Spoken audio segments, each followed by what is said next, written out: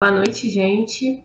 Atualizando aí a quem está chegando agora, não acompanhou alguma outra aula. Esse é o terceiro encontro.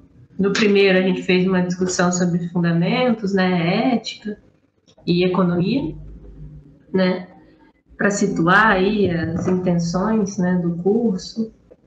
Num segundo momento, a gente trabalhou com o texto do Mascaro, né, que passa um panorama geral sobre a discussão do direito no Marx, né, em específico no Marx e no Engels, dando aí uma situada, né, mais geral, e para além das contribuições do Capital, né, sobre, que seria aí a obra máxima do Marx, sobre a questão do direito, em específico dentro do que a gente está tratando. Né? Não, bom, a frase que eu acabei de dizer ficou estranha, mas acho que vocês entenderam. Para além do Capital, essas obras tratariam então da temática do direito, da política, do Estado. Mas no Capital, não diretamente, a gente também encontra muitas contribuições. E em específico, no que diz respeito ao Capital, vai ser hoje o nosso objeto aí de reflexão a partir do capítulo 24, onde o Marx, no livro 1, né, ele vai falar sobre o processo de como se deu o processo da assim chamada acumulação primitiva. E para dar uma atualizada no debate, eu busquei a Virginia Fontes, né, no livro Brasil, Capital e Imperialismo, para a gente pensar, né, esses processos contemporaneamente. É um livro de 2010, segue atualíssimo. E, bom, eu vou começar a compartilhar aqui o slide para a gente poder acompanhar. E peço que, em caso, né, de alguma intervenção, como eu já havia falado, se vocês pararem de me escutar, que vocês usem o microfone mesmo para me avisar, porque eu vou parar de olhar aqui o chat neste momento. Para essa discussão, gente, em específico aí no que diz respeito ao debate, eu não vou me ater muito aos... Assim, quem teve a oportunidade de dar uma lida no texto da Virginia, em específico, pôde perceber um início um tanto complexo. Ela traz para a gente algumas reflexões do livro 3 do Capital, né? Se compreender o livro 1 já é um trabalho aí que demanda muito tempo. Quem conseguiu chegar no 3 ou ainda não chegou pode ter ficado um pouco perdido. Mas a Virginia, ela é muito didática, né, na exposição dela, e acaba que em algum momento assim, no desenvolvimento do texto a gente consegue ir amarrando os elementos que ela está trazendo. Mas, né, e até tem um segundo momento do texto dela, onde ela vai falar sobre as expropriações, né, do capitalismo contemporâneo, coisa e tal. Aquilo ali seria mais o que é mais central. Depois ela traz um debate teórico sobre esses processos de acumulação. Eu passei o capítulo 1 inteiro, né? São muitas páginas, mas é porque aquele debate inteiro ali, ele é muito, muito interessante, né? Ela até comenta no início que ela opta por fazer essa introdução, assim, né, um pouco até mais densa, para fundamentar, né, as coisas que ela vai dizer no decorrer do livro. Né? Para a Virginia, eu acho até que é interessante trazer aqui, de certa forma, Capital e Imperialismo para ela é o que muitos outros autores denominam de neoliberalismo. Obviamente, né, que alguns autores dão ênfase a um momento ou outro, ou algum processo ou outro, mas o mesmo conjunto de mudanças, né, de reestruturação do capitalismo, é sobre esse mesmo processo a que ela está se referindo. Né? E ela vai fundamentar, né, boa parte dessa discussão dela com base nesse debate que a gente encontra lá no Capital, né? Não só no livro 1, como ela inicia, né, trazendo contribuições do livro 3, sobre esse processo de expansão do capitalismo, né, como se dá esse processo de acumulação permanente. E aí, a partir, né, para não ficar tão presa ao texto e tal, até por ser um texto longo e denso, eu preferi organizar, até mesmo assim, dentro de uns levantamentos que eu tenho feito para a minha dissertação, né, desenvolver um debate a partir dessas reflexões, tanto do Marx quanto da Virginia, né? E aí, bom, vamos começar a desenhar alguma coisa aqui. E o caminho que a gente está percorrendo dentro do minicurso também dialoga bastante com o que eu vou trazer agora, né? No que diz respeito em específico, né, a questão do Brasil, né, o nome do minicurso é Brasil às Margens, né? Economia política para compreender o direito. Então, acho que nesse terceiro encontro a coisa começa a ganhar uma forma menos abstrata. E aí eu trouxe alguns dados para ilustrar essa reflexão, né? Então, vamos a eles. Primeiro seria aí, eu trouxe alguns dados do Serasa Experian, né, de 2020, né, mais especificamente novembro de 2020, foi um dos últimos relatórios publicados, se não os últimos relatórios publicados pela Serasa, em novembro do ano passado, no final do ano, onde foi registrada uma queda significativa do número de inadimplentes no Brasil, né, o número de pessoas endividadas, né, com o nome negativado, aquela coisa toda que muitos de nós já passamos por essa situação, ou em algum momento passaremos, né, o famoso nome vermelho, como se diz popularmente. E há uma razão, né, o próprio Serasa, que em geral contrata uma empresa, eles terceirizam esse processo de pesquisa deles, né, eles contratam empresas especializadas em realizar esse tipo de mapeamento, né, de pesquisa e tal. Nesse próprio relatório, se vocês quiserem, eu posso disponibilizar para vocês, e inclusive eu já atualizei lá o Drive. Segundo esse relatório aí de novembro do Serasa, eles indicaram uma queda do número de inadimplência entre os consumidores no Brasil, né? Esse mesmo relatório mostra que no mês de setembro, né, o Brasil fecha com um total de 62,8 milhões de pessoas em situação de inadimplência, um número que é consideravelmente menor que o registrado no início do ano passado. No início do ano passado, a gente ainda estava entrando num contexto de pandemia ali a partir de março, né, de medidas restritivas e coisa e tal, né? E naquele momento, o número de pessoas em situação de inadimplência, né, para alguns estudos, né, consideram até mesmo situações de superendividamento, isso lido como um fenômeno e coisa e tal. Tem estudos dentro dessa que vão analisar sobre essa perspectiva, né? E naquele momento o número era de 65,9 milhões de inadimplentes, que era inclusive um recorde histórico para o Brasil, né? E esse mesmo relatório ele vai mostrar, né, um total de 218,1 milhões de dívidas vencidas e não pagas no mesmo período, um número que representa em média um total de 3,5 dívidas por pessoa inadimplente. Esses são os dados do Serasa, né?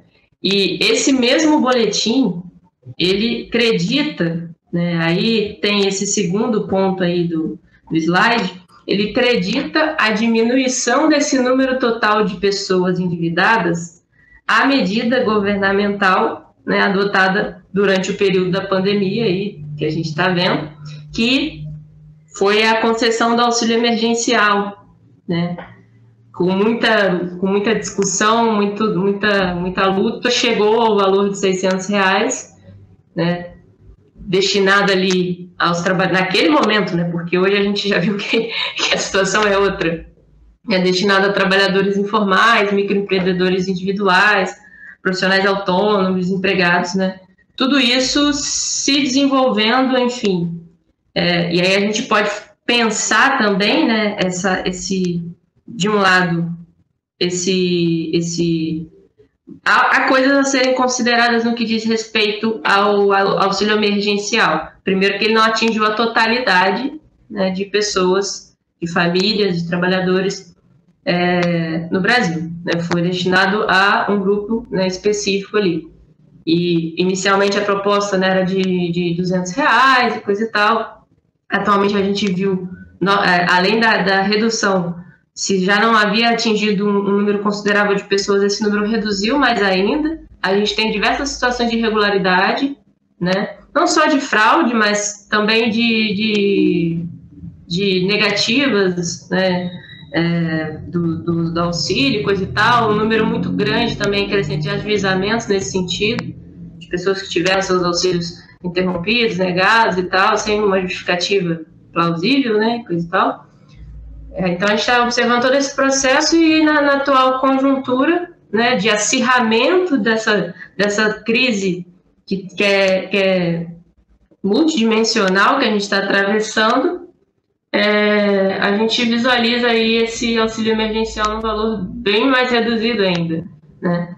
E é interessante perceber, importante perceber, que tudo isso, né, todas essas mudanças, elas ocorreram, né, elas estão ocorrendo, essa crise toda, ela deslancha num contexto de mudança substancial na política do salário mínimo brasileira, né? A gente não se fala mais em política salarial desde 94, né?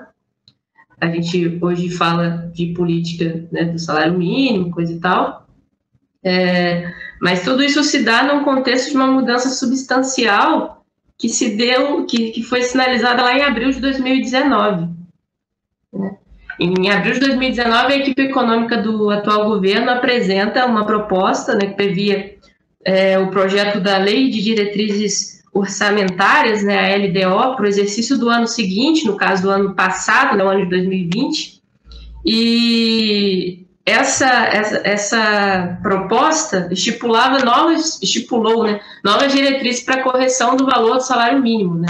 Esse seria, então, corrigido apenas pela estimativa do governo para o INPC amplo, que é o Índice Nacional de Preços ao Consumidor, ou seja, pela inflação. Então, a gente observa uma mudança numa política que até então estava se dando com base no aumento real, né, acima da inflação, que era uma medida implementada pelo governo Dilma Rousseff, né, e que passa, então, a partir do ano de 2020, a não ser mais aplicada, e essa como uma das primeiras medidas econômicas do atual governo, né, que, por coincidência, veio junto aí também dessa situação toda da crise que foi aprofundada, né, nesse contexto de isolamento, essas coisas todas aí, todos os desdobramentos que a gente está observando e vivenciando até então. Então, naquele momento, né, a alteração do valor do salário mínimo, né, em 2020, depois de muita discussão também, havia ficado em R$ 1.045. Né? Atualmente, a gente está com esse valor em R$ 1.100. Havia uma proposta inicial de R$ 1.087 e alguns centavos, uma coisa assim, mas atualmente esse valor, né, seguindo aí esse parâmetro, né, da estimativa ali para o INPC, né, pela inflação, a gente está com esse valor em 1.100 e um contexto também de aumento significativo dos preços, né, inflação altíssima, enfim, faltando comida na mesa de muitas pessoas, como eu mesma havia comentado no primeiro encontro, salvo engano, sobre os números de miséria e fome, né, os índices aumentando como nunca em 17 anos, né? Então, isso é um pouco aí desse estado da arte que a gente está atravessando, né? No que diz respeito ao rendimento médio, porque uma coisa é o salário mínimo, né, fixado, e outra coisa é o rendimento médio efetivamente recebido, que o IBGE vai chamar de rendimento médio real efetivamente recebido de todos os trabalhos das pessoas ocupadas, né? Seria o equivalente a uma média de R$ 2.205 Isso considerando o levantamento realizado pelo IBGE naquele levantamento que eles têm feito chamado PNAD Covid-19, né, onde dá uma contextualizada aí, né, nesses dados que são levantados. IBGE, que por sinal está sofrendo ataques, né, se fala aí em não se realizar mais o censo, né, e coisa e tal, e algum motivo tem, né, justamente pela importância, né, que representa a instituição, né, ao expor aí em números, né, em dados, a realidade, né, da população brasileira de alguma forma, frente a essas medidas econômicas, políticas tomadas, né. Enfim, mesmo considerando, é preciso ter em mente que mesmo considerando que esse valor de 2.200 e alguma coisa, deve estar em 2.300 e alguma coisa atualmente, é um retrato desse rendimento médio ali, né, geral, há de se considerar que existem particularidades regionais, né? A região Nordeste, por exemplo, ela vai apresentar os menores rendimentos médios mensais, né? Enfim, e para além disso, um outro dado que é interessante é o DIEESE, que é o Departamento Intersindical de Estatísticas e Estudos Socioeconômicos, que é outra instituição extremamente importante que realiza um trabalho espetacular, assim, essencial, principalmente para quem trabalha com pesquisa, para quem também está na luta e precisa se informar, né, em termos técnicos, dados atualizados e coisa e tal. O DIEESE, ele faz esses levantamentos, né, naquele momento ali não lembro a data exatamente que eu havia colhido esses dados, mas considerando que foi no final do ano, provavelmente também dizia respeito ali ao último trimestre do ano. Eles fazem sempre aquela estimativa de quanto deveria ser, com base nos preços, né, da Pesquisa Nacional da Cesta Básica de Alimentos, né? Eles fazem uma estimativa de qual seria o valor ideal, o valor necessário, não só ideal, mas o valor necessário para custear as despesas com insumos básicos da população em geral. E eles pegam os valores eles pegam os valores das cestas básicas, né, os custos das cestas básicas das 17 principais capitais brasileiras e consideram, em geral, uma média de família com, em média, 4 pessoas, né, 2 adultos, 2 crianças, mas a gente sabe que isso é muito... isso varia demais, né? E naquele momento, o valor ideal, né, lá no último trimestre do ano passado, para custear, né, os insumos básicos, a gente não está falando de coisas extras, né? O que eles apontavam seria um valor de 5.289,53, ou seja, mais da metade do rendimento médio real, né, efetivamente recebido, e muito mais do que o valor do salário mínimo naquele momento. E se a gente atualizar para os números de hoje, esse rendimento necessário que o DIEESE aponta seria no valor de R$ 5.315,74. Então, a gente observa uma disparidade muito grande.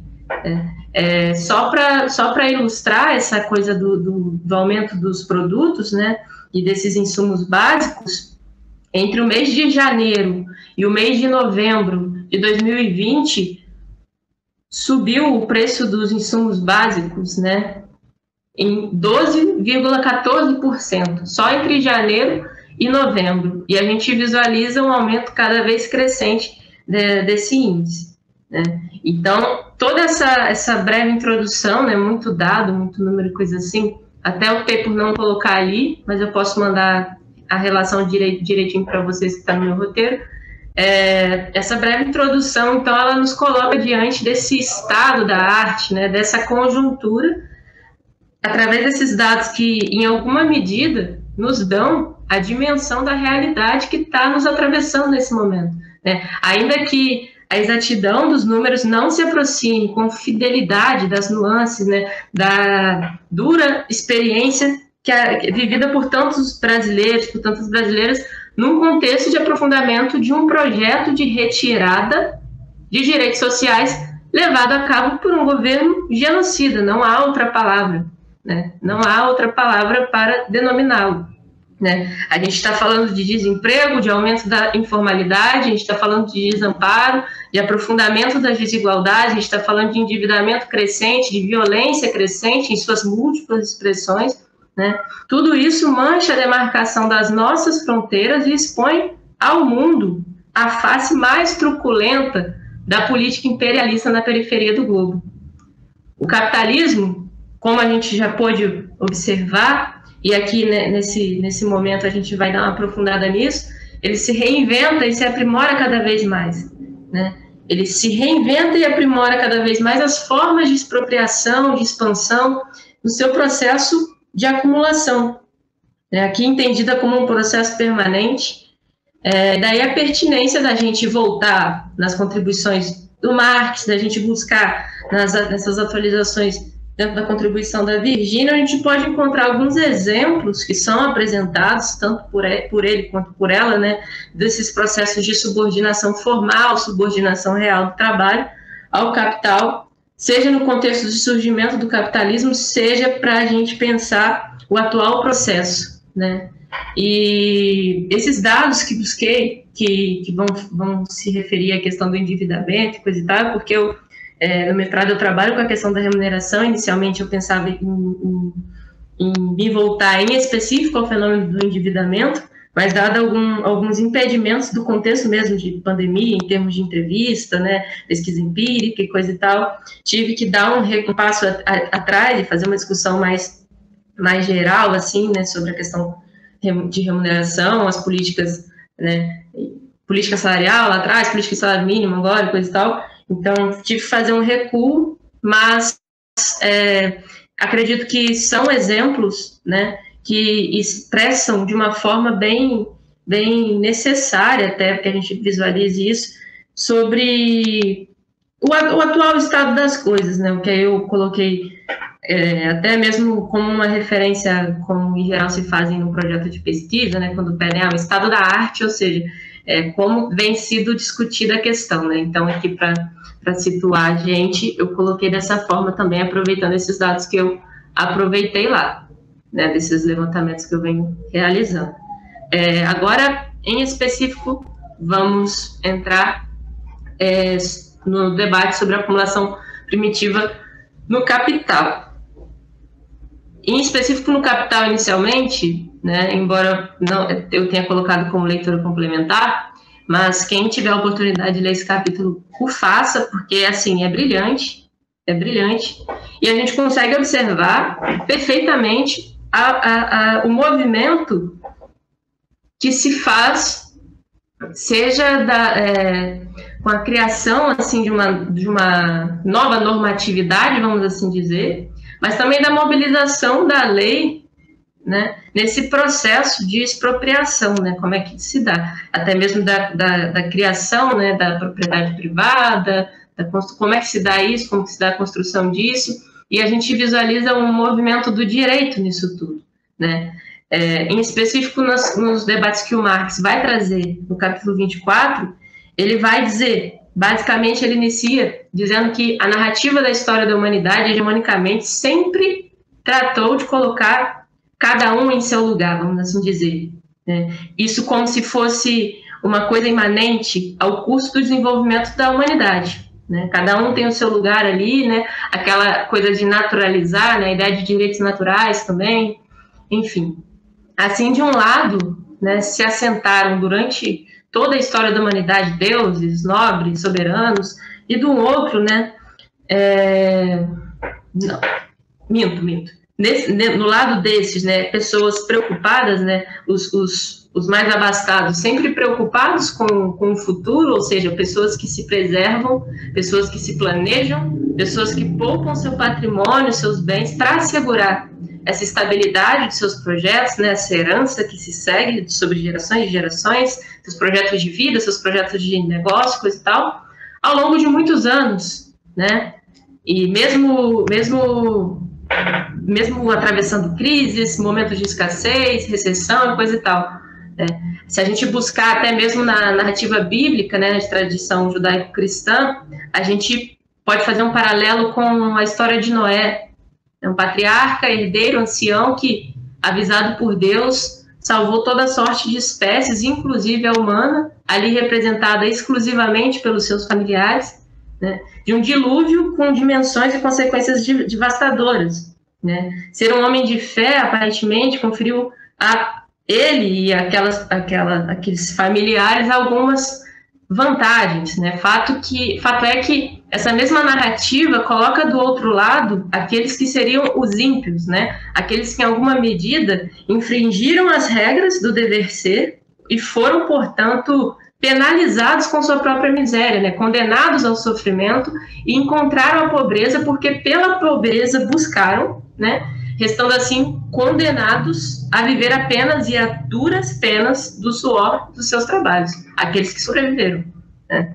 Então, a essa narrativa idílica, o Marx vai associar toda uma tradição, ele faz uma analogia nesse início, ele recorre à teologia e faz uma analogia com a influência desses escritos, né, no campo da economia política clássica, né. Daí vai derivar o já conhecido enredo de que desde sempre alguns foram prudentes, trabalharam, se organizaram na vida, conseguiram acumular riquezas, né, e aqueles pródigos, imprudentes, os desordeiros, por sua vez, eles ficaram entregues à própria sorte, não tendo nada além da própria força de trabalho, além do próprio suor, né, através do trabalho, para vender em troca do básico para garantir a sua subsistência, a subsistência de suas famílias, né. O Marx ele estava se defrontando ali naquele momento com a ideia trabalhada pelo Adam Smith, né, de que teria existido um momento de acumulação, entre aspas, primitiva, por isso que ele fala a assim chamada acumulação primitiva,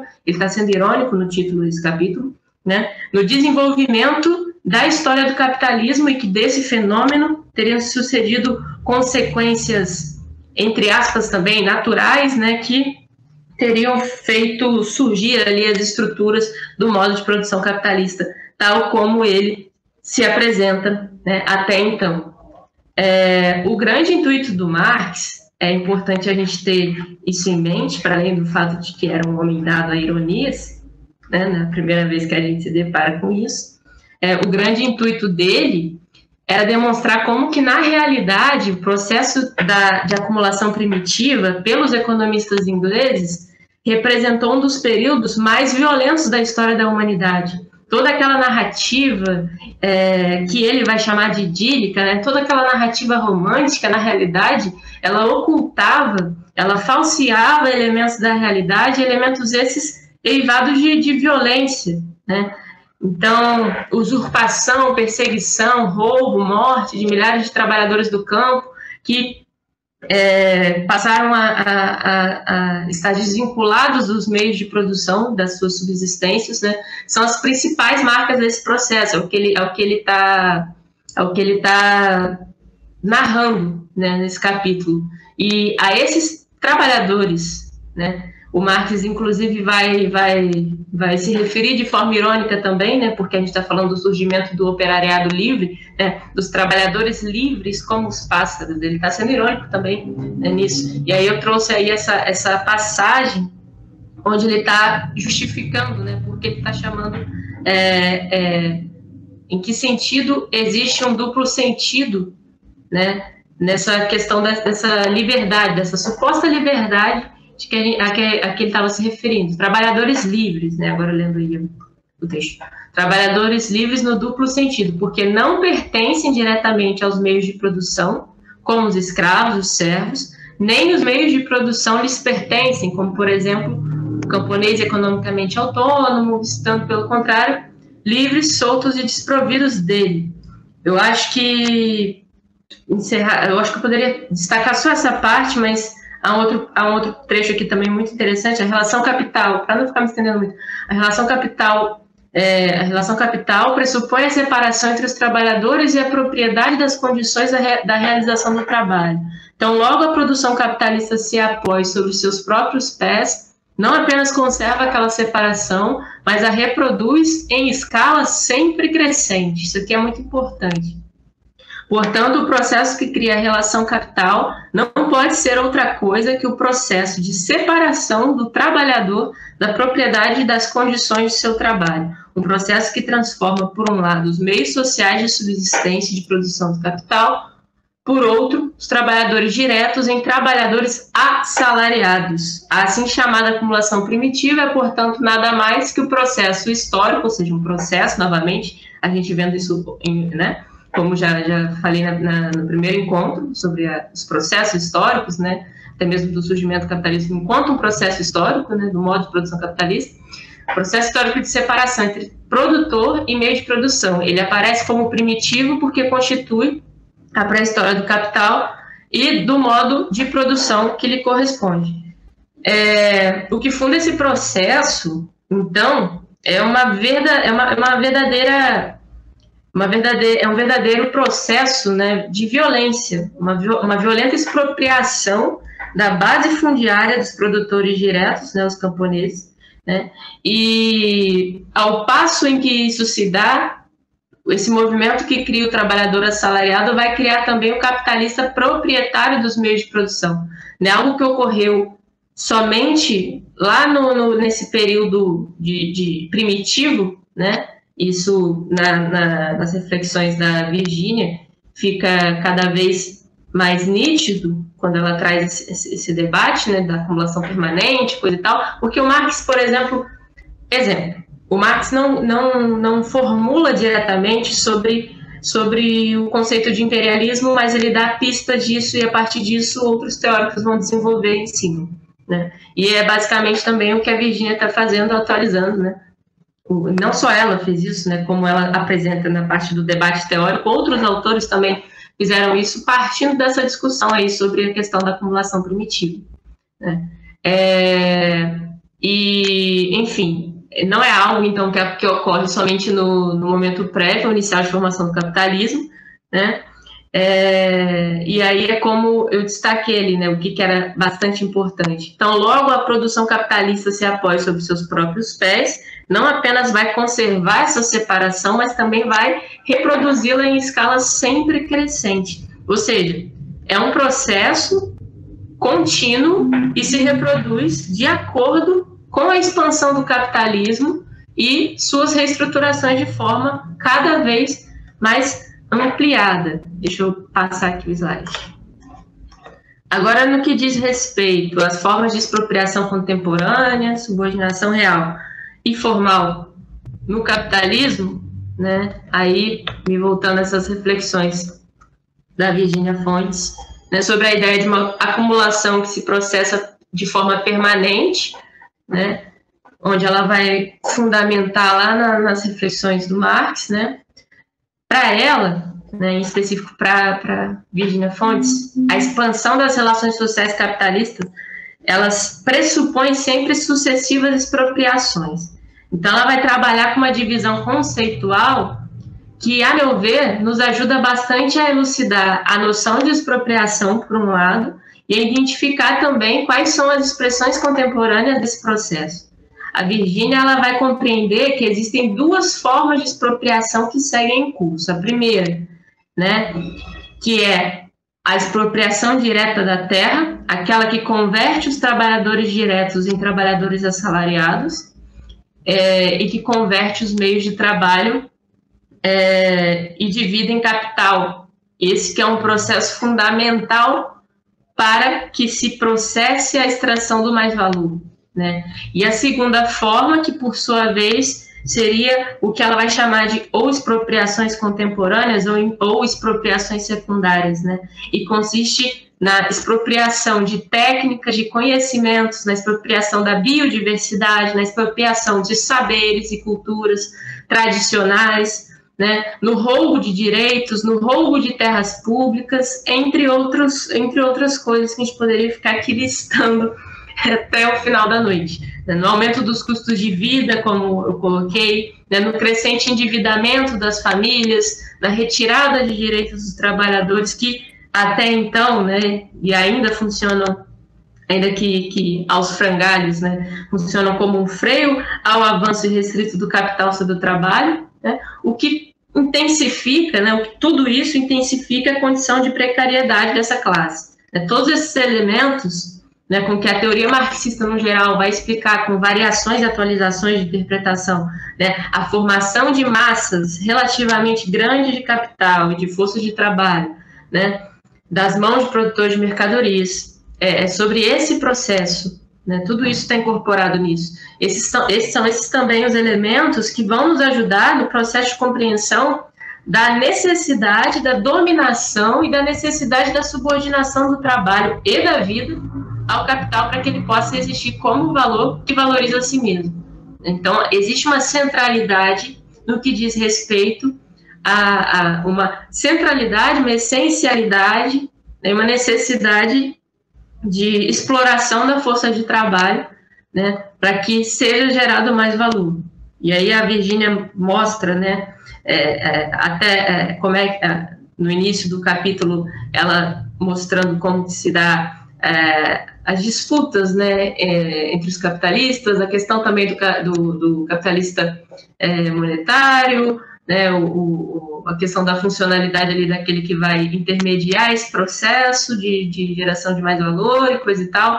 Enfim, independente de como vai se dar o processo, um elemento que sempre estará presente é o elemento, né, da utilização da força de trabalho, né, para gerar esse mais valor. Deixa eu ver aqui onde eu estou.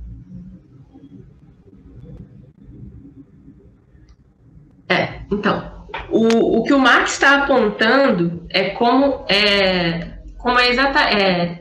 que se dá, né, exatamente na forma do processo assalariado quer dizer, processo não, na forma do trabalho assalariado, que esse processo né, esse processo de valorização vai encontrar a sua realização, que é exatamente o que eu acabei de falar. Diretamente, né, por meio da extração do mais valor absoluto e indiretamente por meio da extração de mais valor relativo, né? Sobre esses conceitos em específico, eu não vou entrar aqui agora e eu vou deixar para vocês, eu vou colocar no Drive aquele dicionário de categorias do Bottomore, que é muito bom, e eu sempre acabo recorrendo a ele em um momento ou outro, porque é bem didático, enfim, está bem resumido lá também. Aqui, então, a gente vai encontrar, né, as noções de subordinação formal e subordinação real, que vão dizer respeito às diversas formas de dominação do capital. Ambas vão ser tratadas, respectivamente, na seção 3 e na seção 4 do Capital. Então, mas é sabido, no entanto, que não foi o capitalismo que inventou o mais trabalho. Isso é interessante.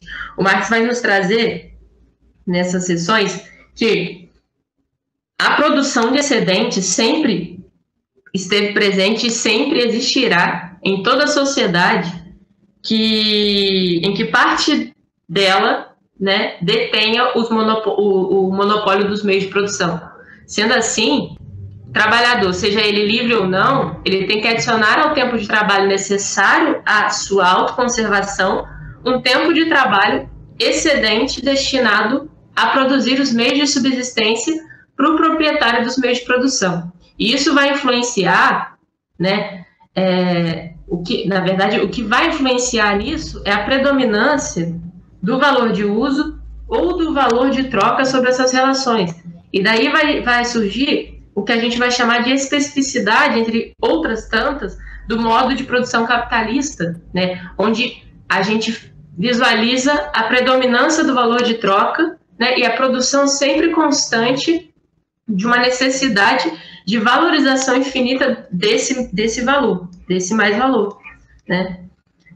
No que diz respeito à mais-valia absoluta em específico, né, o primeiro limitador a esse movimento de extração, de exploração irrestrita da força de trabalho, ele vai se dar através da estipulação legal de uma jornada de trabalho, né, através de uma estipulação legal, ou seja, através de uma legislação, novamente o direito aí.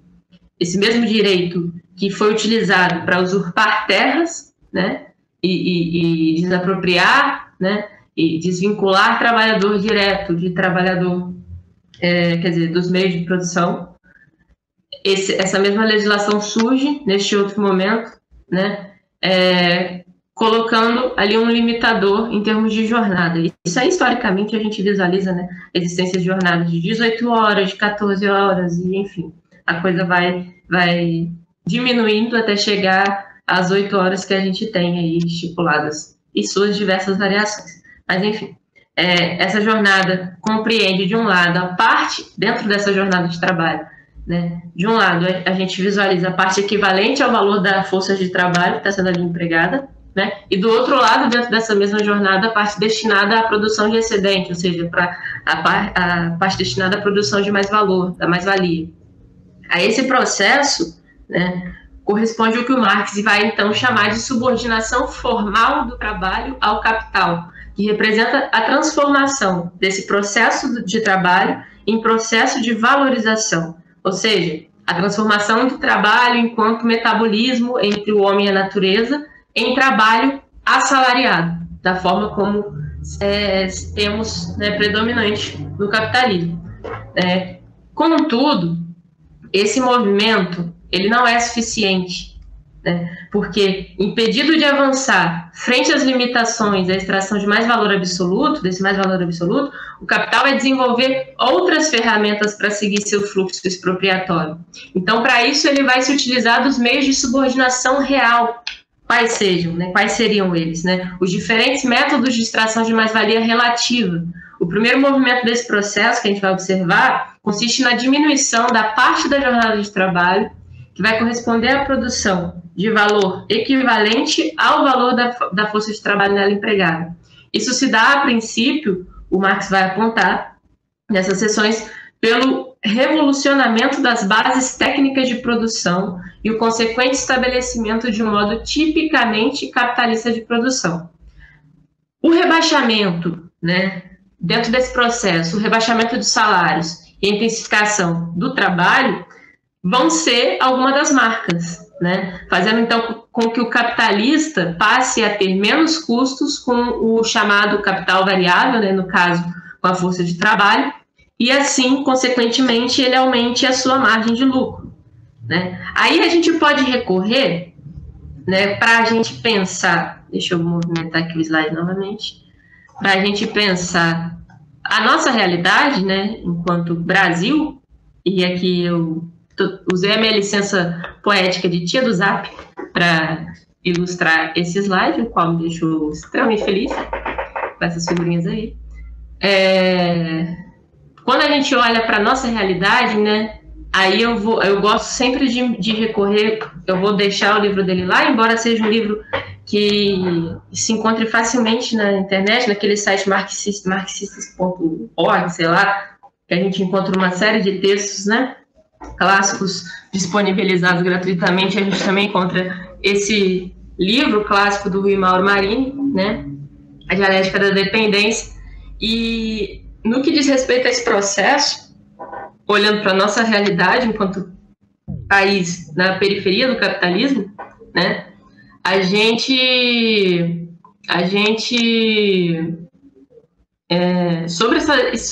quando a gente olha para esses mecanismos, né, a operação desses mecanismos de extração de mais-valia nos países dependentes, em específico na América Latina, é um debate que o Rui Mauro coloca que, para a gente aqui, é extremamente irrelevante, né?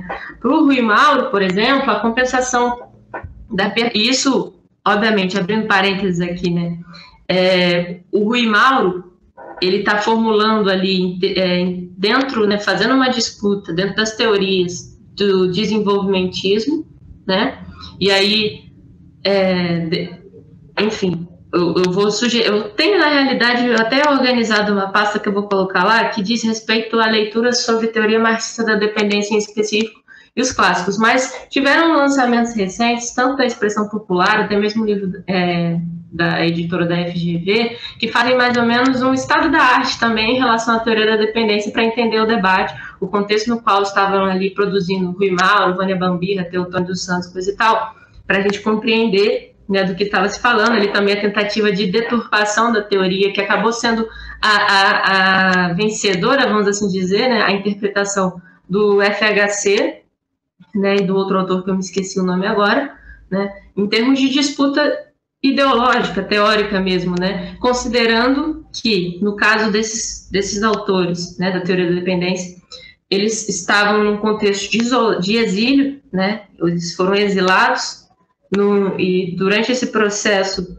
de exílio, ganhou mais força aqui no território brasileiro essas outras ideias aí, né, de FHC e outros autores, né, nesse campo de disputa. Tanto é que as obras dos teóricos marxistas da dependência só vão chegar para a gente traduzidas, porque quando eles estão produzindo lá fora, eles estão produzindo, pensando na América Latina e Brasil, mas eles estão produzindo em espanhol, em outras línguas, né, porque aqui a circulação dessas obras não era permitida, né? Então, diversos fatores, né, contribuíram para que, tardiamente, o Brasil, né, enfim, a gente tivesse acesso a essa literatura que, no atual contexto de acirramento de crise, né, de crise social, econômica, etc., que a gente já mapeou aqui de alguma forma, se tornam ferramentas muito úteis, né, para a compreensão da nossa realidade e, enfim, essas especificidades, né.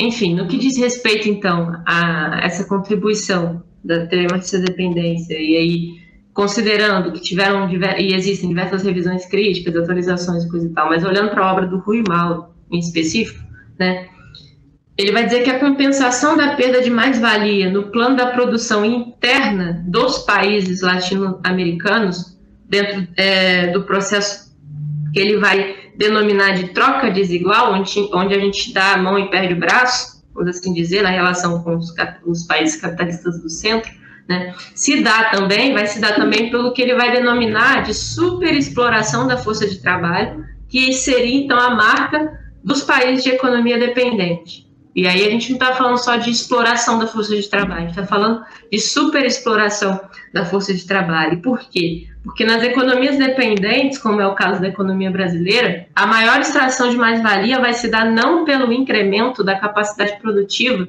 como nos países do centro, né, onde o capitalismo se desenvolveu em sua forma clássica. E, inclusive, sobre esse aspecto, é interessante se ter em mente, e o Marx sinaliza isso muito bem no capítulo 24, onde ele considera que existem, né, ele não está traçando uma lei geral em termos de, tipo assim, se deu assim, assim, assado, e em todos os outros lugares do mundo isso vai acontecer da mesma forma. Não.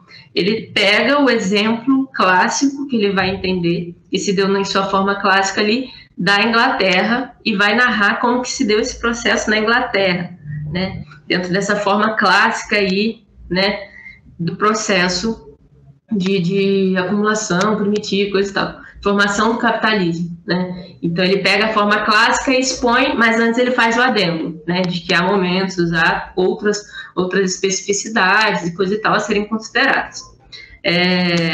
Então, no que diz aí, a gente olhando aqui para a nossa realidade, o que os teóricos marxistas da dependência vão estar colocando, que é justamente que aqui essa maior extração de mais-valia não vai se dar na forma clássica, que é através do incremento da capacidade produtiva, né? Pelo contrário, ela vai se dar através de uma maior e mais truculenta exploração da força de trabalho, que vai se expressar através dos seguintes mecanismos, né? Os três principais mecanismos. De um lado, maior intensificação da força do trabalho.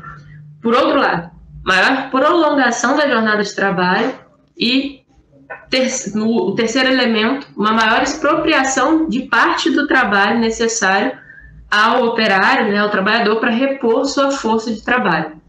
Isso, nos dizeres, né, do Marini, esses seriam os três elementos característicos do processo de superexploração da força de trabalho na periferia do capitalismo, vamos assim dizer, né, nos países de dependência. Então, para eles serão esses os mecanismos que, operando sob uma base econômica, em que as forças produtivas não estão plenamente desenvolvidas, vão tornar possível o aumento das taxas de mais-valia e de lucro às nações dependentes, né? O que para ele vai ser essencial, né, em específico, nesses mecanismos que vão caracterizar a nossa superexploração, é o fato de que de serem, nesse processo, serem negadas até mesmo as condições necessárias para a reprodução da força de trabalho, né?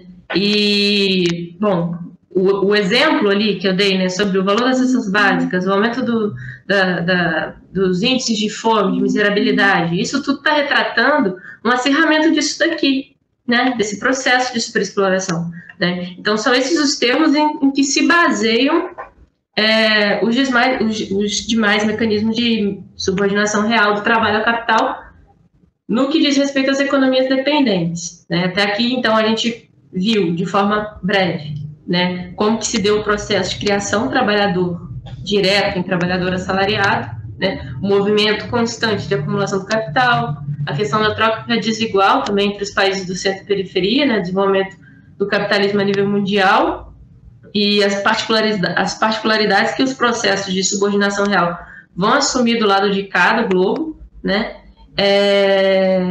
e essa questão essencial ali, né, no que diz respeito aos países da periferia do planeta, né, o fato de se negar a possibilidade de subsistência a esses trabalhadores, né, e se a gente olhar pela perspectiva do consumo, como eu iniciei falando sobre endividamento, eu acho que é uma chave interessante também para a gente olhar para os nossos dias, né? E aqui, falando sobre consumo e endividamento, né, como um grande exemplo aí para a gente ilustrar essas reflexões, antes eu acho interessante, primeiro, que a gente conceitue, né, quando a gente está falando de consumo, que tipo de consumo é esse também que a gente está falando, para a gente não ficar confundindo as coisas, né, os termos. Basicamente, assim, a transformação de trabalhadores, né, quer dizer, a transformação de produtores, né, trabalhadores livres, e a separação destes dos meios de subsistência, quando transforma tudo em mercadoria, está criando, sobretudo, consumidores, né? Quando a gente visualiza no âmbito do mercado interno os mecanismos de compensação da perda de mais-valia no processo de troca desigual, e aí eu vou botar o livro do Marinho para quem quiser entender melhor esses termos, né? Ele vai conferir ao consumidor interno um menor poder de compra, né, dada essa condição de precariedade.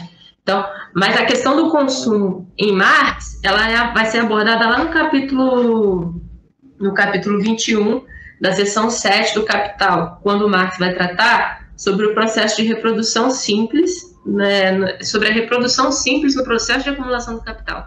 Ali o Marx está apresentando duas espécies de consumo do trabalhador, o consumo produtivo e o consumo individual. O consumo produtivo, em específico, ele vai se dar no âmbito da produção, e ele vai dizer mais respeito ao consumo dos meios de produção, né, através do trabalho empregado, por meio do qual vai ser conferido mais valor, né, às mercadorias, aos produtos. Esse processo também vai acontecer o consumo da força de trabalho pelo capitalista, né? Isso é uma coisa. Agora, do outro lado, né, o consumo individual, ele vai dizer respeito à compra dos meios de subsistência, né, o consumo dos itens básicos de que o trabalhador necessita para sobreviver.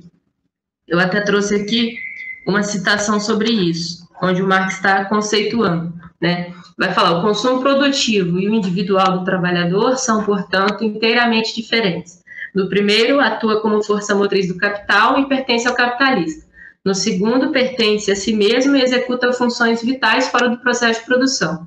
O resultado do primeiro é a vida do capitalista, o do outro é a vida do próprio trabalhador.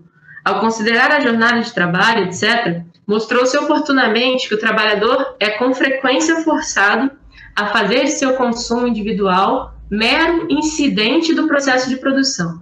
Nesse caso, ele se abastece dos meios de subsistência a fim de manter sua força de trabalho em andamento, como se abastece de água e carvão a máquina a vapor e de óleo a roda. Nesse caso, seus meios de consumo são simples meios de um meio de produção. Seu consumo individual, consumo diretamente produtivo. Isso parece ser, entretanto, um abuso não essencial ao processo de produção capitalista. Que, trazendo aqui uma citação do economista Gil do Vigor, né, conhecidíssimo aí por quem acompanhou até o dia em que morreu este programa, com a eliminação deste homem, né? O Brasil está lascado. Para a gente olhar, agora eu vou trazer alguns exemplos nossos, né, desse processo, de endividamento, né, e coisa e tal.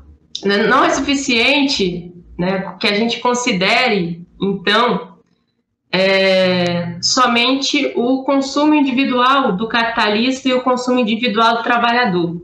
O Marx, mais adiante, né, na reflexão, ele vai seguir apontando que quando a gente considera capitalistas enquanto classe, e da mesma forma a gente faz isso com os trabalhadores, a gente vai enxergar, consequentemente, de forma mais global o problema, né? Então a gente consegue visualizar o processo de produção capitalista no seu fluxo, né, na sua dimensão social.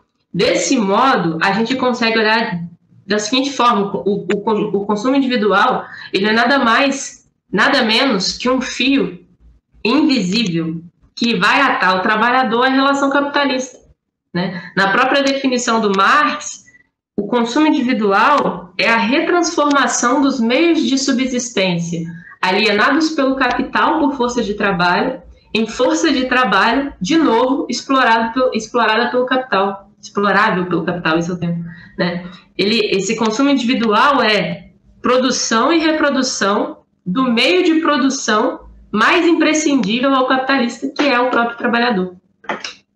Então, assim, a relação de consumo, ela é criada, né, a partir do momento que tudo se transforma em mercadoria. Então, a relação de consumo, ela ganha uma importância, uma relevância também muito, muito central, né? Então, a gente pode, a partir do que foi exposto, assim, em termos categóricos, né, a gente pode traçar umas breves considerações sobre o nosso estado da arte brasileiro, vamos assim dizer, né?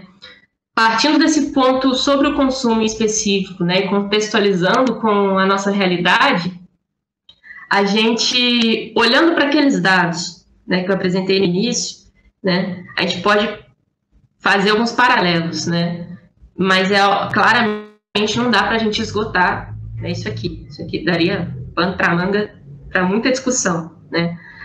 Se a gente olha para a inserção do proletariado brasileiro no mercado de consumo interno, né, como já pudemos pensar, né, essa inserção se dá de forma precária.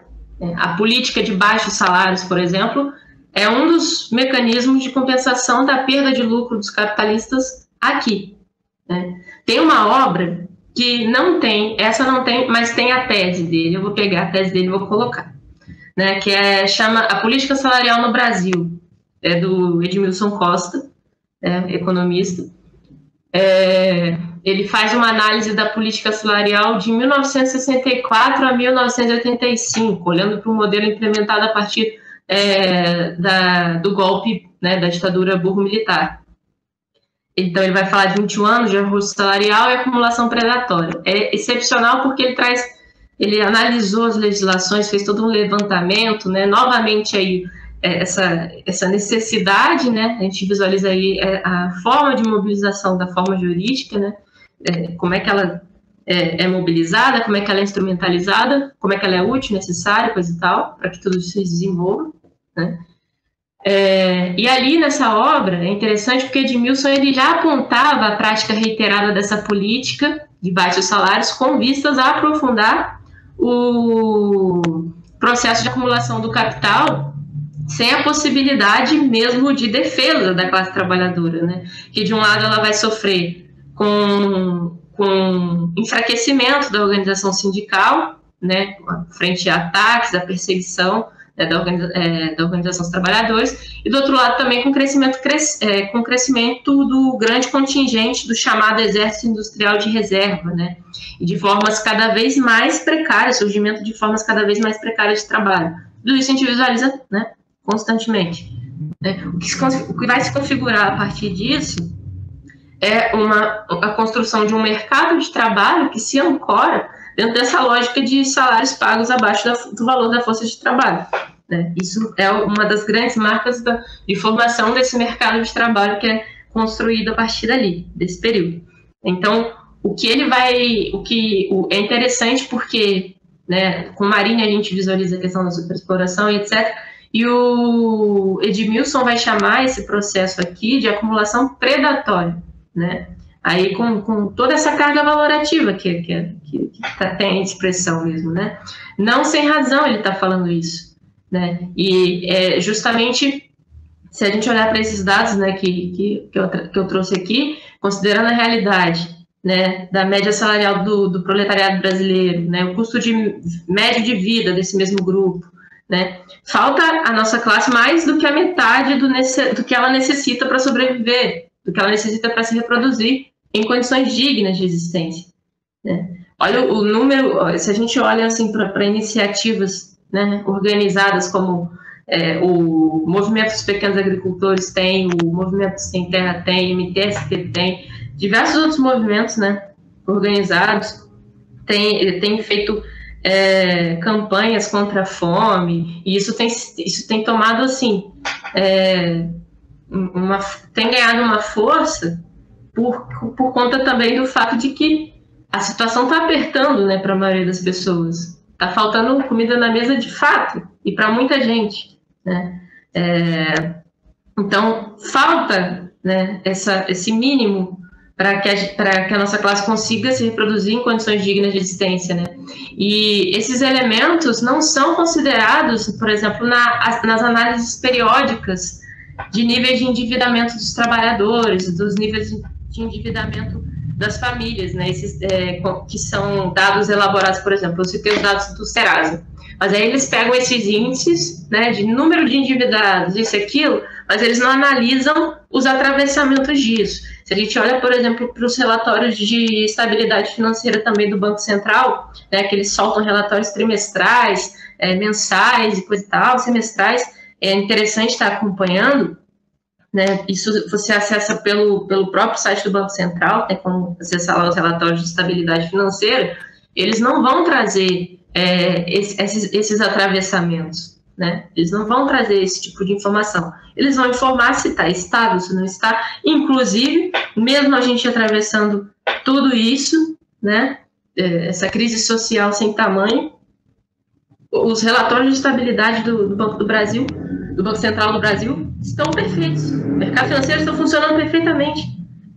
Afinal, a partir do momento em que a gente saiu recentemente uma pesquisa que mostra que as pessoas estão se endividando para fazer compras no supermercado, ou seja, para comprar alimentos, né? Se você vai ao supermercado, tem sido muito mais comum, né, para além do susto, quase infarto, que é a entrada no supermercado, na atual conjuntura, está sendo cada vez mais comum o caixa perguntar assim: você vai parcelar? Vai passar no crédito? Coisa e tal. Uma pergunta que não era muito comum, mas atualmente tem sido muito ofertado isso, possibilidade de parcelamento, né, da sua compra mensal, enfim, não sei como que vocês se organizam, mas isso tem acontecido muito, e o número de pessoas se endividando para comprar mantimentos básicos também aumentou, né? Então, por óbvio, o nosso mercado financeiro está funcionando perfeitamente, juros e juros e juros e mais juros, né? Então, em termos de estabilidade, os relatórios mostram que está muito bem, né? A gente visualiza instituições internacionais fazendo pressão, né, Banco Mundial, fazendo pressão para que se mantenha o auxílio emergencial, né, porque isso significa não dentro desses patamares que estão sendo ofertados para a gente, mas significa mais dinheiro circulando, né, dentro do mercado interno, né? E aí, enfim, como eu dei o exemplo, né, do número de pessoas que saíram da situação de inadimplência, ou seja, positivo para o mercado também, né? Então, houve muita pressão internacional para que se adotasse novamente, né, embora não fosse da vontade, e continua não sendo da vontade do atual governo manter, né, essa política do auxílio emergencial. Isso tem sido reforçado porque, em termos, né, financeiros, olhando para o mercado financeiro, isso é positivo para o funcionamento da economia, né? Então, os parâmetros que vão conferir eficiência ao funcionamento do mercado de crédito, ao consumo, por exemplo, né, no contexto de funcionamento desse mercado financeiro, também não vai levar em conta os aspectos referentes às condições de existência de existência da força de trabalho, de trabalho empregada, esse processo de valorização, esse processo de expropriação. e restrita que é a nossa realidade, né? A fluidez do crédito, quando a gente olha, né, para esses relatórios, ela vai se transformar uma espécie de porta-bandeira desse processo, né? E enquanto guia, enquanto essa fluidez está guiando essa escola, né, pensando aí, vamos pensar a analogia com escola de samba, né, tudo parece que está funcionando bem, né? Se os créditos, se existe fluidez. Eu lembro exatamente disso quando eu fiz Direito Empresarial 2, uma matéria um tanto cansativa, vamos assim dizer. O professor basicamente nos ensinou como opera o mercado financeiro. O professor era dado essas discussões, nos ensinou como operava, se a gente quisesse investir, o que a gente tinha que fazer, etc. E ele sempre frisava essa questão da fluidez, né? Da fluidez do crédito, da fluidez das ações, dos investimentos e coisa e tal, né? Então, a fluidez, ela se transforma nessa espécie de porta-bandeira desse processo, guiando essa escola. Enquanto está fluindo, né, tudo parece funcionar bem, mas não é bem para todo mundo, né? É bem para os capitalistas, é bem para os investidores, né? E quando esses relatórios, né, eles omitem isso, quando o governo, por exemplo, quer boicotar lá o IBGE, né, e a gente corre o risco aí de não ter mais o censo operando, né? Essa omissão, ela não vai se dar por acaso. Isso nunca vai se dar por acaso, né? Isso é projeto, né? Quando a gente olha em específico, por exemplo, para o processo de endividamento dos trabalhadores, né, esse fenômeno, ele se configura através de dois pilares, assim, que a literatura que vai discutir a temática coloca, né? Por um lado, o acesso a crédito para consumo, né, antes reservado às classes mais abastadas, né? Hoje, depois de uma série de políticas de incentivo, de ampliação ao acesso, né, se torna parte componente das despesas necessárias das famílias brasileiras, né, como eu acabei de colocar, e hoje em dia mais ainda. E também, se a gente pensar o surgimento recente aí desses bancos, né, esses bancos digitais, né, onde não há tarifa, o acesso a crédito, você não precisa nem fazer análise, né, de Nubank, tem vários, poderia citar Nubank, Next, Inter, entre tantos outros que vão surgindo e facilitando esse acesso a crédito para consumo, né, de uma forma cada vez mais ampliada, né? E então, esse acesso a crédito, né, a crédito de consumo, fazendo parte das despesas necessárias da família brasileira para que ela subsista, para que ela consiga ainda, né, subsistir em patamares mínimos de dignidade, né? Disso que a gente está falando. Então, vão ser essas as bases, né, em que vão se erguer esses dados relativos aos números de consumidores em situação de endividamento, de inadimplência, né? O montante também, que esse montante, né, que é histórico, é recorde histórico de número de pessoas endividadas, que cada vez mais cresce, que cada vez mais se amplia, né? Isso tudo, na realidade, é necessário ao funcionamento e à manutenção desse mesmo sistema, né, que parece operar sem quaisquer deficiências desse tipo, né? O capitalismo, até como a Virginia costuma dizer, né, a crise não é sinônimo de fim do capitalismo, né? Até porque existem crises e crises, né? E a gente visualiza, até vai ser o tema do próximo encontro, onde a gente vai falar sobre crise, né, e essa plasticidade, como é que o capital se comporta, né, e mobiliza, né, diversos setores e, enfim, elementos diante dessas crises, né. Enfim, até lembrei agora aqui daquele jargão horroroso do Michel Temer na época do golpe, né, depois que ele assumiu, tinham banners pelas cidades, né, escrito "não pense em crise, trabalhe", né. Tudo isso mostrando aí, né, o que significa tudo isso que a gente visualiza, né, se a gente for colocar em termos teóricos, senão o pleno funcionamento desses mecanismos de subordinação real da vida e do trabalho ao capital, né? Como que a gente reverte esse processo? Não pensando em crise trabalhando, né? Acho que não é bem por aí. Se a gente olhar, por exemplo, para a questão da abertura de crédito, e aqui eu trouxe um exemplo da abertura de crédito como forma de expropriação indireta e cada vez maior, né,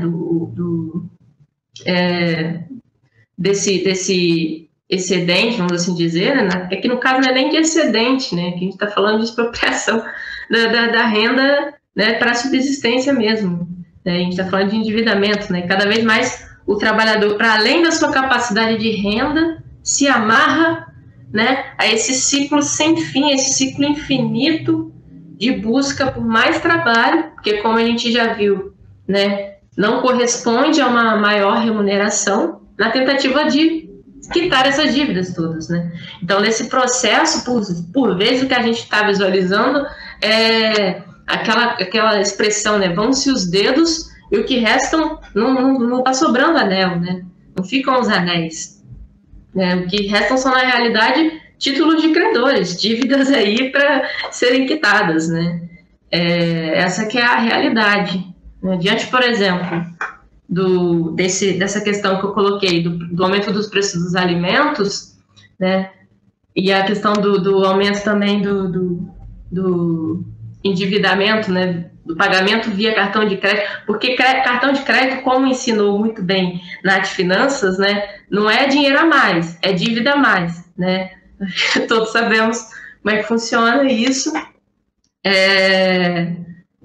A pesquisa, né, que eu citei em específico, né, mostrou que o aumento que se deu no ano passado, no que diz respeito a essas compras, né, de insumos básicos via cartão de crédito, daquele montante geral que eu coloquei, de número de endividados, 58%, ou seja, mais da metade, um pouquinho, dizia respeito a compras em cartão de crédito, a compras no mercado, né, de insumos básicos para cartão de crédito.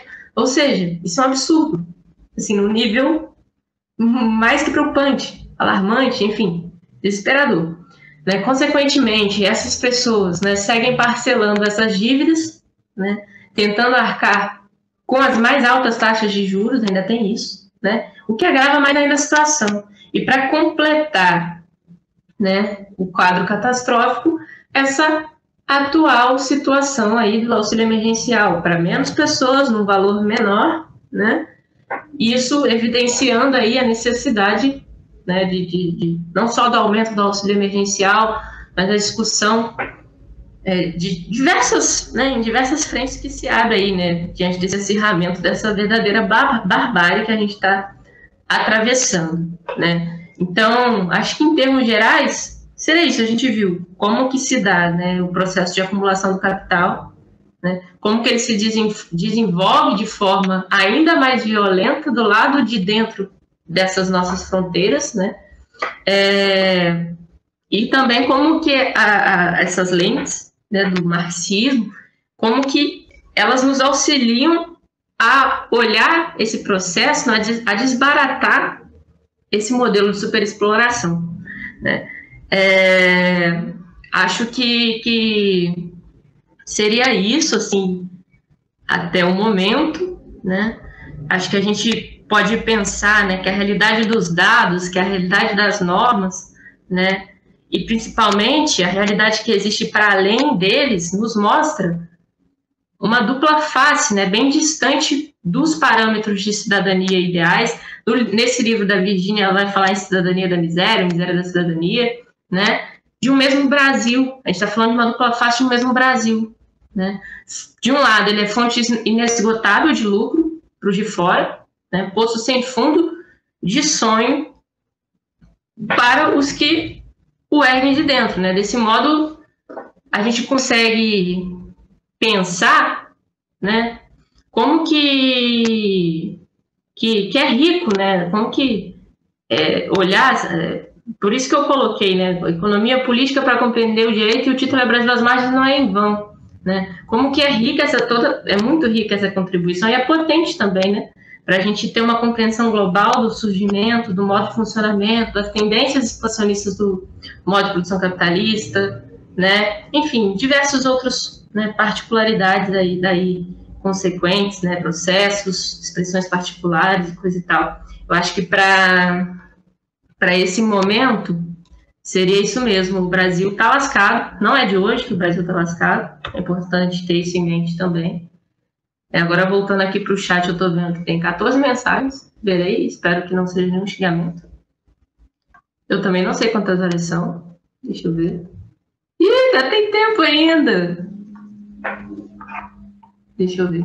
Ah, tá, vocês riram do Gil. Sim, estava indignada. Estamos todos indignados. Quem não está indignado me preocupa.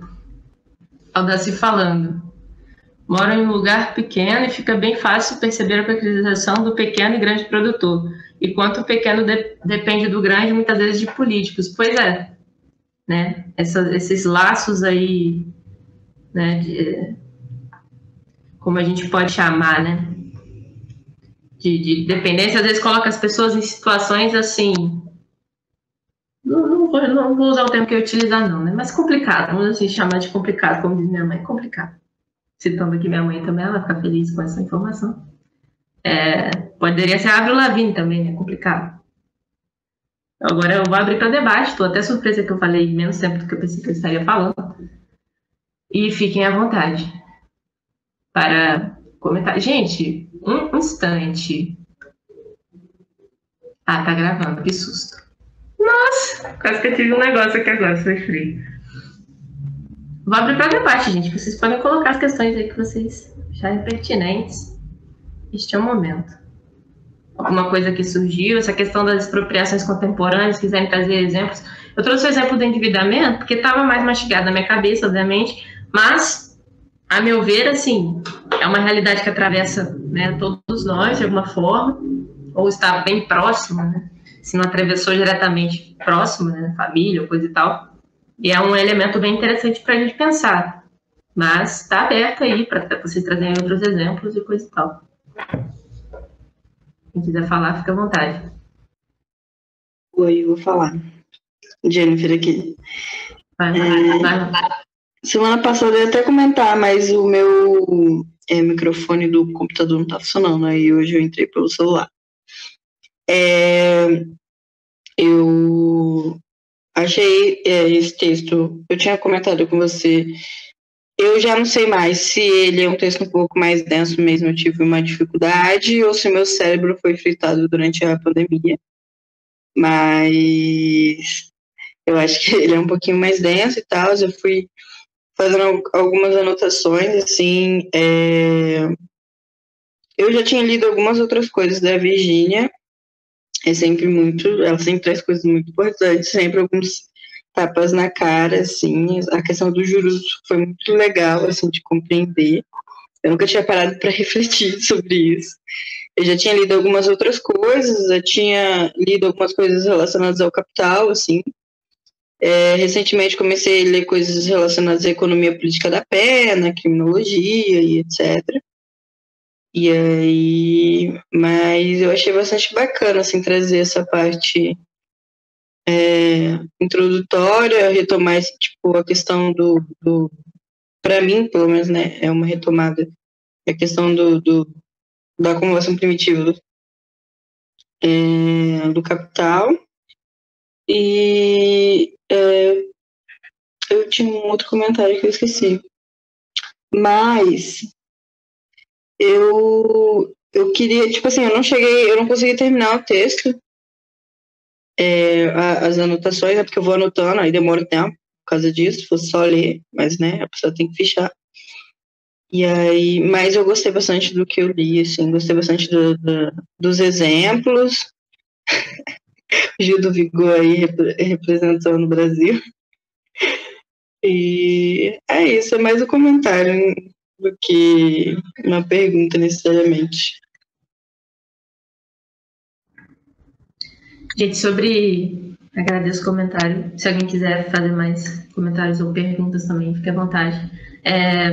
Sobre esse texto da Virginia, não é a primeira vez que eu passo por ele, mas eu passei por ele novamente para preparar uma exposição, né? E assim, passar por ele novamente me fez ter essa mesma impressão que vocês tiveram, né? E é aquela coisa do esgotamento, né? De leituras e coisa e tal, assim. Eu nunca parei para contar o número de páginas que eu leio por dia. Eu sei que é, em média, umas coisas de 60, por aí, dadas as coisas em que eu me enfio, né? E aí, mas assim, esse texto, por exemplo, eu tinha passado por ele, mas passar por ele de novo, principalmente por aquela primeira parte onde ela está falando sobre capital, juros, não sei o quê, principalmente de debates relativos ao livro 3 do Capital, né, que é um livro que eu nem cheguei perto dele ainda, assim, conheço o debate através de autores, né, e não diretamente, de conseguir concluir uma parte, chegar lá e estudar a fundo, não consegui fazer isso ainda, diretamente, de fazer esse estudo mais aprofundado, coisa e tal. Eu também tive dificuldade, então assim, estamos juntos, o Brasil está lascado, nós estamos lascados, indignados da mesma forma, né? Acho que faz parte. E eu pensei na questão dos exemplos, porque eu estava assim, o texto é denso, né? Eu poderia resumir muito para falar sobre a acumulação primitiva, mas o debate da acumulação primitiva clássico, né? Eu acho que por si só não nos é muito útil. E até um debate, teve uma disciplina que eu fiz no ano passado, onde a gente discutiu, né, o capítulo 24, a gente fez uma disciplina que ia discutir milícias, enfim, mercados ilegais, umas coisas assim, foi uma viagem muito longa, né, mas iniciou lá nesse texto, do Acumulação Primitiva. E aí surgiram muitos debates nessa disciplina, e foi bem interessante acompanhar. E um deles né, da insuficiência, assim, é um capítulo elementar, mas sozinho ele não diz tudo que o Marx estava falando sobre sociabilidade do capital, como é que surge aquela coisa toda. Porém, é um capítulo interessante. No entanto, existem autores que partiram somente do capítulo 24, meio que recortaram, engessado o capítulo 24, né? E leem esse processo de acumulação primitiva como um processo também, uma fotografia do início do capitalismo, e esquecem desses desdobramentos todos. Eu peguei a Virgínia porque ela propõe justamente pensar esse processo de forma permanente, como outros autores também vão fazer ao seu modo, que é o que ela apresenta no debate teórico, né? Ela tem muitas críticas ao Harvey, né, nesse sentido, mas em alguns pontos, né, se aproxima. Até é engraçado ver, assim, se pegar palestras dela para assistir, ela até brinca, já bati muito no Harvey, agora eu vou dar uma elogiada nele, porque nesse livro, de fato, ela está, né, dialogando em crítica, né, diretamente com a formulação dele.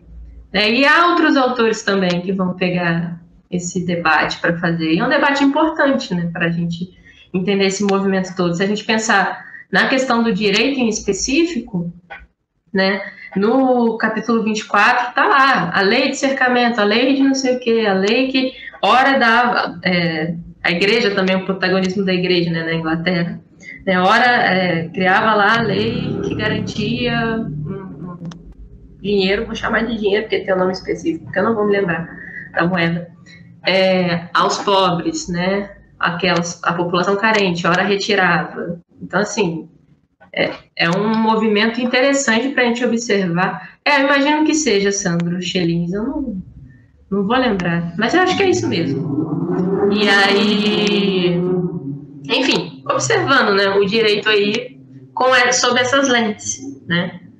E, enfim, aí a gente pode pensar, né, quando, por exemplo, surge o trabalhador assalariado, surge também uma figura muito importante, uma figura jurídica muito importante, né, que é o contrato.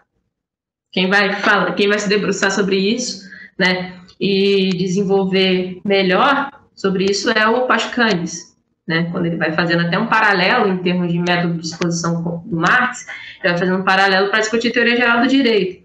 E aí, na exposição dele, ele chega nessa parte do contrato, né, do surgimento do contrato para regular essa relação entre trabalhador assalariado, né, trabalhador livre para contratar, o trabalhador que é livre para contratar, que é livre para consumir, né, contratar em termos de vender, né, trocar por meio de um contrato onde se pressupõe a autonomia das vontades, né, e a liberdade contratual, entre tantos outros princípios que vão sendo construídos, né, para dar fundamento a tudo isso.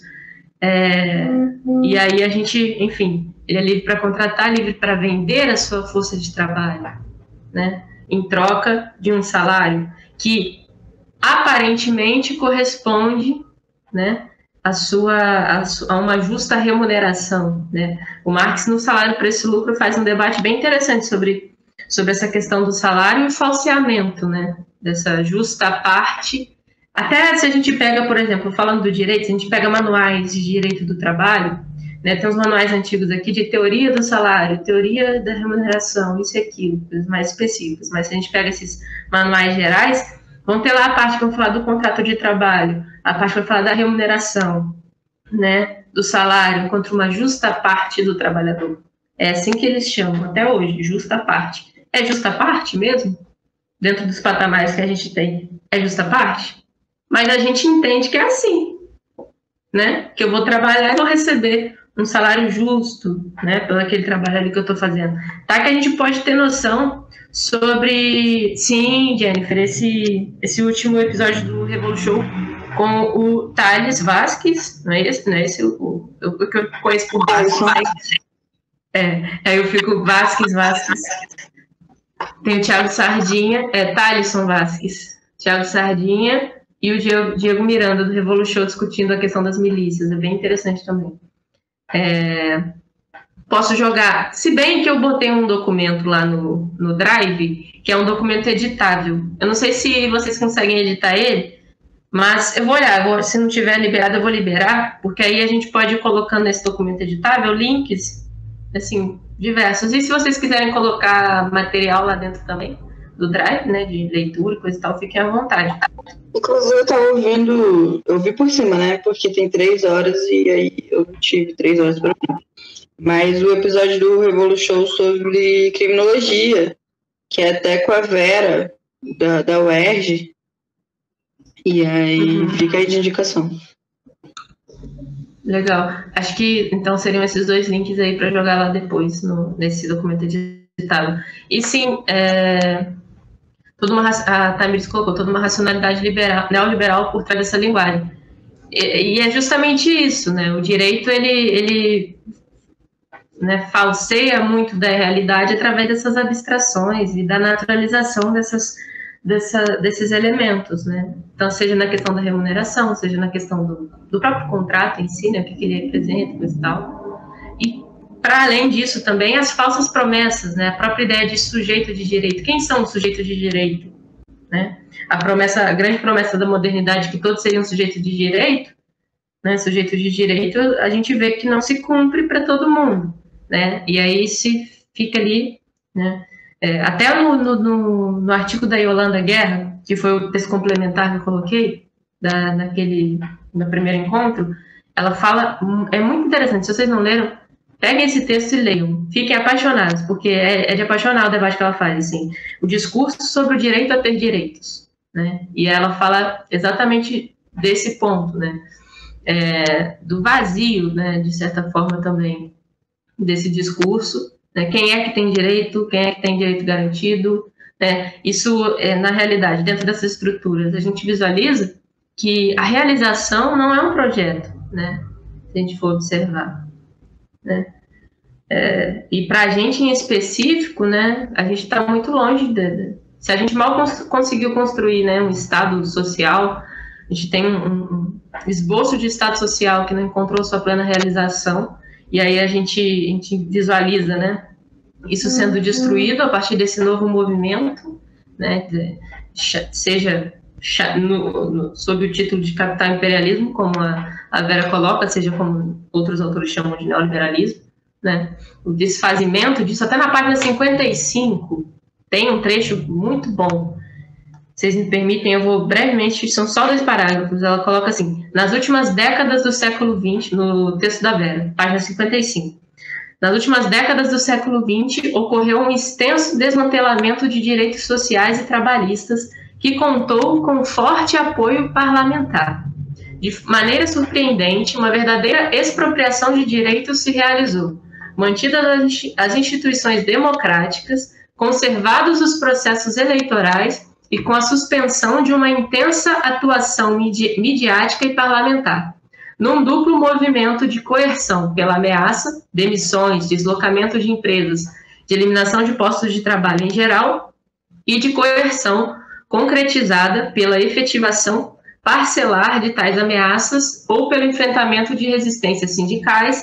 Intensificaram-se as formas de convencimento, em geral lastreadas em táticas comuns empregadas em diferentes países, evidenciando não apenas a imposição de políticas formuladas em polos comuns de dominação, como o famoso Consenso de Washington, mas também como um aprendizado comum, uma vez que tais táticas foram também utilizadas no interior dos países predominantes, seja nos Estados Unidos ou nos países europeus. Tratou-se de introduzir uma nova normalidade, segmentar cada situação ou direito tornado alvo imediato, como aposentadoria, serviços públicos como saúde e educação, direitos ligados ao trabalho, ambiente, mulheres, racismo, e deter-se nela exaustivamente por todos os meios midiáticos, sempre de forma singularizada. Com isso, abriram-se formalmente enormes debates, entre aspas, públicos, ao mesmo tempo em que se encapsulava cada questão, isolando-a das demais e do contexto geral, sobretudo da dinâmica processual no plano internacional. O plano internacional, aliás, era somente apresentado como forma, entre aspas, modelar, tanto para o melhor, o bom exemplo, a boa e única política, quanto para o pior, a tragédia, a catástrofe anunciada aos desobedientes ou ignorantes. Sobretudo, silenciavam-se as razões causadoras do conjunto de fenômenos consideradas como ideológicas e centravam-se na urgência ou no o que podemos fazer imediatamente. Cada questão isolada era sempre apontada como a mais urgente e rapidamente reconvertida em cálculos e planilhas de custos, desconsiderando o contexto abrangente no qual se tornava compreensível. E aí a gente observa todo aquele debate que a gente fez, né, sobre a atomização dessas esferas, né, da compreensão particularizada, não só em termos de política, né, mas em termos de todos esses atravessamentos, né, podemos chamar de interseções, de particularidades, coisa e tal, né, como é que isso faz parte desse mesmo projeto de desmantelamento e desfazimento de direitos sociais, né, porque parte da ideia, né, daquelas promessas coletivas, vamos assim dizer, né, para o bem-estar social, essa coisa toda, isso começa a não fazer mais sentido para o capitalismo, né, a gente pode fazer um paralelo também com a questão do estado de bem-estar social e coisa e tal, tanto a Yolanda Guerra quanto a Valéria Forte, elas fazem isso naqueles textos iniciais. Eu acho que acaba que todos esses textos se combinam, se encontram muito, né, em diversos momentos. Se a gente olha, por exemplo, como ali ela colocou, né, o ataque a direitos com a aposentadoria, a gente está passando, né, pelas contra-reformas. A gente teve a contra-reforma trabalhista, a gente teve a contra-reforma da Previdência, né, os debates aí da contra-reforma tributária, da contra-reforma administrativa, tudo isso. Tudo isso segue avançando, né, ao passo em que também a crise social se acirra, né, e enfim, é muita coisa, e infelizmente é muito triste, né, mas ao passo também aponta aí, não para essas soluções imediatas, né, e atomizadas, né, mas aponta, né, de alguma forma para a necessidade de um enfrentamento organizado a isso, né, considerando, né, essas potencialidades, esses limites da forma jurídica, né, o que é possível de ser mobilizado e o que não é, né, o que a gente tem que pegar e jogar fora mesmo, porque, né, é uma promessa vazia e coisa e tal. Enfim, se alguém quiser colocar mais alguma coisa, a gente ainda tem 8 minutos. Mariana, eu queria só tirar uma dúvida. Se você pode voltar naquele conceito de consumo individual e acho que consumo produtivo. Para mim não ficou muito claro o consumo produtivo. Acho que é consumo produtivo. Se tu puder só voltar nesse ponto. Consumo produtivo para o Marx vai ser, por exemplo, existem lá os meios de produção, né, maquinário, essas coisas. Consumir estes meios de produção através do trabalho, né, vamos pensar aí o operariado que está, o metalúrgico, está lá consumindo as ferramentas e máquinas, né, dentro desse processo produtivo, estou dando um exemplo clássico, né, esse seria o consumo desses meios de produção, seria basicamente isso, dentro do processo de trabalho. esse seria um consumo produtivo. Meios e matérias-primas que são empregados, né, dentro do processo de trabalho, sendo utilizados ali pela força de trabalho, seria esse o consumo produtivo, né? Ele visualizaria para esse aspecto. E, em outros termos, o consumo individual, né? Que aí seria, sim, esse consumo para bens de subsistência, para alimentação. Ficou claro? Show de bola. Bom, sim, obrigada. Nada. Mais alguma questão, gente?